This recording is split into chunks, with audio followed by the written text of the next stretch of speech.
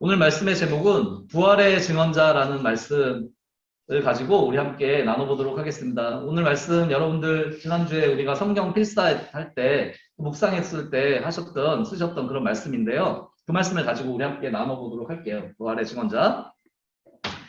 네, 여러분 오늘 말씀에 막달라 마리아와 또 다른 마리아가 첫 새벽에 예수님의 무덤을 보려고 달려가는 모습을 볼 수가 있어요. 우리가 이곳에서 이 모습에서 우리가 부활의 증언자의 모습을 볼 수가 있는데요.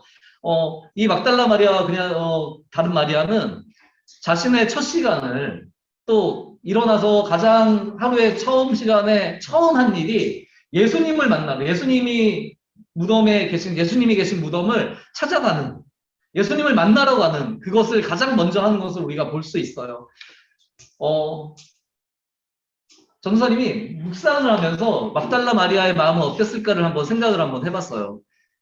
첫 새벽에 예수님의 무덤으로 달려가는 그의 마음은 어땠을까? 밤에 잠이라도 잘 잤을까요? 예수님이 돌아가셨다는 그 슬픔에, 아픔에, 그리고 예수님이 살아계시지 않지만 그 무덤가에라도 가서 예수님을 만나고 싶은 그 절박함에, 간절함에, 예수님을 향한 사랑에 정말 잠도 잘 못 잤을 거예요. 얼른 새벽이 되기만을 기다려서, 그래서 그 새벽이 되자마자 다름질 쳐서 그렇게 예수님께로 달려가는 이 마리아의 모습을 보면서 정말로 이 마리아가 예수님을 정말 사랑하는구나, 그런 것을 느꼈어요. 예수님을 정말로 사랑하기에 자신의 시간과 자신의 마음과 자신의 정성과 자신의 열심을 담아서 그렇게 열심으로 주님 앞으로 나아가는 막달라 마리아와 그 마리아의 그 모습을 보면서 정말로 이 부활의 첫 증인들, 부활의 증언자가 되려면 이렇게 될 수 있는 사람들은, 또 부활의 증언자들은 예수님을 사랑하는 사람이구나. 예수님을 사랑하기에 자신의 시간과 마음과 정성과 열심을 마음껏 드리면서, 정성껏 드리면서, 열심히 드리면서 그렇게 주님 앞으로 나아가는 사람들이 예수님의 부활의 증거자가 되는구나라는 것을 저는 깨달았어요. 그렇게 무덤으로 달려간 여인들에게 천사가 나타나서 말을 하죠. 예수님이 없으니까. 예수님 부활하셨다고. 그 부활하신 예수님의 소식을 들었을 때 이 막달라 마리아와 그냥 마리아가 무섭기도 하고 또 얼마나 큰 기쁨을 느꼈는지, 얼마나 정말 감격을 했을까요? 그래서 그 소식을 듣자마자 큰 기쁨을 가지고 다름질 쳐서 달려가는 그런 모습을 볼 수가 있어요.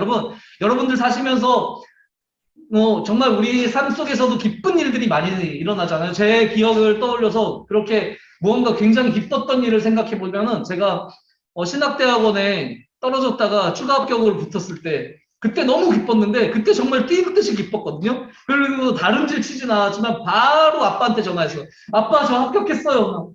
아빠가 너무 좋아하시더라고요. 목사님한테 전화해, 목사님 저 붙었어요. 막 너무너무 기쁘더라고요. 그런데 또 돌이켜서 생각해보면 우리 아버지가 기뻐하실 때가 있었던 것 같아요. 제가 의과대학에 붙었을 때 제가 정말 지친 몸을 이끌고 집에 들어갔는데 아빠가 문 안방에서 다름질 치면서 와서 혜원아 너 붙었대! 막 그렇잖아요. 이렇게 기쁜 소식. 그런데 이 기쁜 소식, 그거보다 훨씬 더 우리가 정말 새 생명을 얻고 구원을 얻고 정말 예수님의 그 자녀로서, 하나님의 자녀로서 살아가게 된, 죄와 사망의 그런 사슬에서 우리도 벗어나게 된, 우리도 부활의 소망을 가지고 살아가게 된 그런 기쁜 소식, 예수님께서 살아가신 그 부활의 기쁜 소식은 정말로 우리가 가만히 앉아서 그냥 있을 만한 그런 소식이 아니라는 거예요. 그 소식을 알고 있는 사람들, 그 소식을 들은 사람들은 다름질 쳐서 달려가서 전하고 싶은 기쁜 소식이라는 거예요. 여러분, 막달라 마리아에게 예수님의 그 부활의 소식은 세상을 가진 것보다 더 기쁜 그런 부활의 그런 기쁜 소식이었을 거예요. 그런데 그 예수님의 부활의 소식이 지금 우리에게 어떤 의미를 가지고 있나요? 여러분들에게, 우리에게는, 나에게는 무슨 의미를 가지고 있나요? 여러분, 예수님께서 다른 사람이 아니라 나를 사랑하시기에 십자가에서 모든 것을 내어주셨고, 그리고 죄와 사망의 권세를 이기시고 부활하신 그 예수님이, 부활하신 그 구원의 복음이, 기쁨의 복음이, 능력의 복음이, 그것을 믿는 우리들에게, 예수님이 부활하셨다는 것을 믿고 예수님이 나의 구주라고 영접하고 나의 구원자 되심을 믿고 고백하는 우리들에게 아주 가장 세상의 그 어떤 기쁨보다도 더욱더 기쁜 그런 소식임을 고백하며 나아가는 우리의 모습이기를 바랍니다. 우리의 모습이 막달라 마리아처럼 예수님을 사랑해서 또 예수님을 기뻐해서, 그래서 다름질 치며 나아가 부활의 증언자로 살아가는 우리의 모습이 되기를 바랍니다. 부활하신 예수님께서 막달라 마리아에게 오셔서 가장 처음으로 하신 말씀. 그 말씀이 저를 울려요. 예수님 뭐라고 말씀하시냐면 평안하니? 라고 물어보세요. 예수님 이런 분이세요. 우리의 평안을 바라시는 분. 우리가 항상 평안하기를 원하시는 분. 우리의 평안을 위해서 오시는 분.